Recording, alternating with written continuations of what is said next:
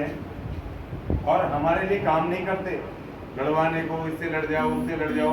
मगर जिनको अपना दुश्मन कहते हो भैया, वो तो क्रिकेट टीम में तुम चुन लेते हो। मगर जो हम आपके धर्म को, आपके पार्टियों को ढोए फिर रहे हैं, हमारा आपको ख्याल कभी नहीं आया कि भैया इनके बच्चों को भी भारतीय क्रिकेट टीम में चुन ले। क्यों भाई, इतना सोचते हो भी नहीं सोचते हो कभी? तो अब ये हिस्सेदारी की लड़ाई है और इस हिस्सेदारी की लड़ाई को हम अपने स्पोर्ट्स के हिसाब से, अपने जैसे कहा, अपने संयम के साथ, हम अपनी योग्यता से इनसे भिड़ के, इनसे लड़ाई लड़के और इनको अपने जौहर से, अपनी योग्यता से हरा करके तब हम हासिल करेंगे, लड़के हासिल करेंगे। ठीक है ना भाई? एक तो बात ये हो गई। दूसरी बात ये कि अभी सारे फॉर्म आ गए हमारे पास और भी आ रहे हैं जो साथियों के। पहले राउंड का ट्रायल होगा 19 मई को। जितने भी साथी हैं यहाँ पर,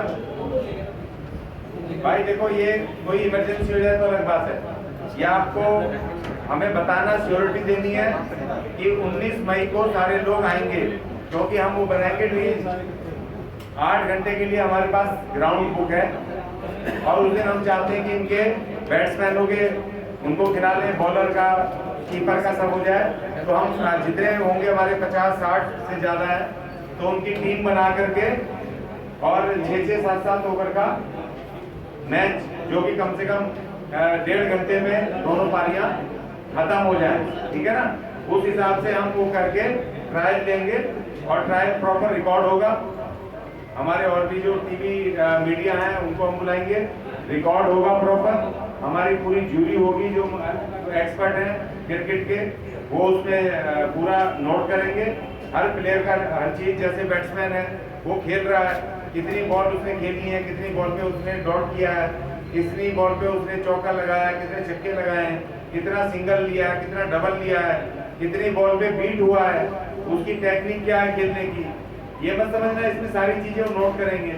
ठीक है जी? और उसके बाद फिर वो बाद में जब सेकंड राउंड का ट्रायल होगा, उस ट्रायल के बाद फिर एक टीम ये सेलेक्ट करेंगे ऑल इंडिया की, साउथ इंडिया से भी हमारे कुछ आ जाए, तो एक पहले तो एक अपनी टीम सेलेक्ट होगी नेशनल, और बाकी जो हमारे प्लेयर जो और भी आएंगे उन सब की हम लीग टीमें बना देंगे, जो फिर उनको उसमें से जो प्लेयर्स आए करेंगे उनके टूर्नामेंट्स में, वो मुख्य टीम में हम रखा करेंगे। उस तरीके से हम इस सिस्टम को बना रहे हैं।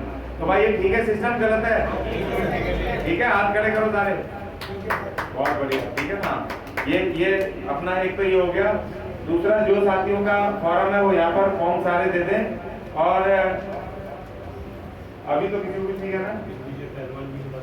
हाँ, हमारे देखिए ये भी एक कारण रहा कि हम ये जो शुरू किया ये अचानक से नहीं हुआ, ये भी बहुत सालों से, 5-6 साल से हमारे भी दिमाग में चल रहा था।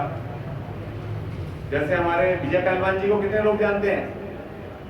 विजय पहलवान जी, बिल्ला जी, अमृतसरिया, जिसने बड़े बड़े पहलवान मारे, हिंद केसरी, भारत केसरी, पाकिस्तान में कराची में जाके पाकिस्तानी उनको वहीं पीटा, उनको जाकर के।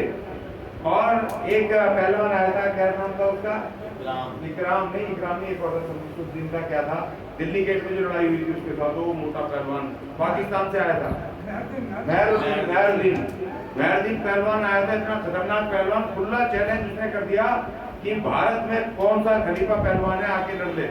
और यहीं दिल्ली गेट पे उसने बैठ गया। वहां पर बड़े बड़े पहलवानों की हिम्मत नहीं हुई, दारा सिंह भी उसमें शामिल है, किसी की हिम्मत नहीं हुई। इंदिरा गांधी जी ने उस समय प्रधानमंत्री थी, उनके पिताजी को बुलाया, पहलवान जी को उनके साथ फोटो है गधे के साथ, उन दोनों बाप बेटों की, विजय पहलवान जी के पिताजी की। इंदिरा गांधी जी ने कहा कि भाई इज्जत का सवाल है।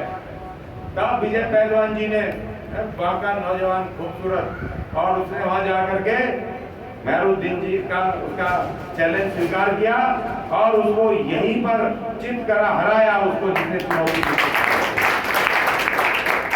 वो हमारे पहलवान विजय बिल्ला पहलवान अमृतसर के आज भी हैं अमृतसर में। 3 साल पहले मुझे पता चला, 4 साल पहले मुझे किसी ने बताया जी कि उनकी पंजाब सरकार ने पेंशन उनकी खत्म कर दी है।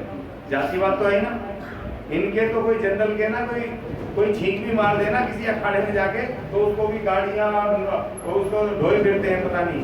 अगर वो पाकिस्तान की मक्खी भी मार देते हैं ना तो उसको सर पे उठा के ऐसे बताएंगे जी पता नहीं क्या तीर मार दिए।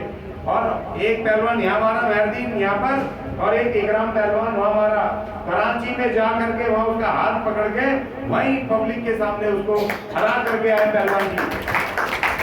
मुझे पता चला कि उनकी पेंशन खत्म हो गई। फिर मैंने, प्रगट सिंह था उस समय खेल मंत्री वहाँ का, कांग्रेस सरकार में, तब मैंने उनकी कानूनी लड़ाई शुरू करी और 2 साल के महायुद्ध के बाद पंजाब सरकार की पहलवान जी की 38,000 पेंशन को रिइंस्टेट करवाया। और मैं खुद गया अमृतसर अपनी टीम के साथ, और पहलवान जी को जब मैंने वो चिट्ठी दी, उनका अखाड़ा आज भी है, वो पहलवान जी खड़े होकर रोने लगे। वो वीडियो है, फेसबुक पे चल रहा है। उन्होंने कहा कि मैंने नहीं सोचा था कि मेरा समाज भी आज इतना ताकतवर हो गया कि इन मनुवादियों से भी टक्कर ले सकता है। तो हमें पता था जातिवाद का जहर। ऐसे बहुत सारे केस हुए। बिरजू पहलवान को जानते हैं ना, कितने जानते हैं? बिरजू पहलवान टॉप का पहलवान है भारत का, भारत केसरी और हिंद केसरी भी है। लेकिन उस पहलवान को इन्होंने वहां पर एशियन खेल में और ओलंपिक में नहीं जाने दिया। पता है, हमला कर दिया था, सर फोड़ दिया था उसका। क्या पता है ना कितने लोगों को पता है? जहांगीर। हाँ, तो ये तमाम हमारे साथ ये छल करते हैं, कैसे रोके इनको। और बिरजू पहलवान आज भी कोई इनसे बड़ा से बड़ा पहलवान नहीं लड़ सकता आज भी। तो हमें जातिवाद के शिकार। बिरजू पहलवान ने भी एक महीने पहले, 2 महीने पहले एक वीडियो भी डाली थी जिसमें अपना दर्द बयान किया था उसने। तो वो हमारा बच्चा, हमारा भाई है छोटा। तो ऐसे हमारे सैकड़ों लोग हैं जिनको की जातिवाद के चलते उन्होंने रोका गया है। तो ये प्लेटफॉर्म जो है हमारा, ये वाल्मीकि स्पोर्ट्स एकेडमी, ये हमारे, हम कबड्डी भी खिलाएंगे, हम रेसलिंग भी करवाएंगे, हम क्रिकेट भी खिलाएंगे, फुटबॉल भी खिलाएंगे, दौड़ भी दौड़ाएंगे, और भारत का ओलंपिक भी जीत के लाएंगे और एशिया भी जीत के लाएंगे। ठीक है जी। तो इसलिए अब साथियों, आज का आपका परिचय पूरा हो गया। खड़े होकर के हम एक गाना गाएंगे जो पहले गाया था, हम होंगे कामयाब। ठीक है ना? सारे गाएंगे साथ में, सारे साथी गाएंगे पूरे, हम होंगे कामयाब। ठीक है जी। खड़े हो जाओ सब। पूरा गाना तो आपको आता है जी? मुंडे जी आ गए।